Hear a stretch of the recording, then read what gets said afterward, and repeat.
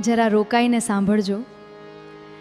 જીવનમાં મુશ્કેલી આવે ત્યારે ભગવાનને દોષ ન આપતા, કારણ કે કાચી માટી ક્યારેય ઘડો નથી બનતી.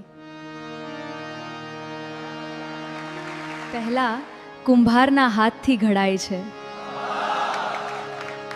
પછી આગમાં તપે ત્યારે ઘડો બને છે. ત્યારે જ એમાં પાણી ભરવાની તાકાત આવે છે.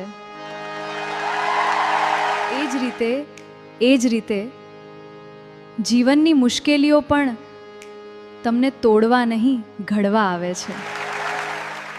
યાદ રાખજો, આજની કસોટી કાલની તાકાત બની શકે છે.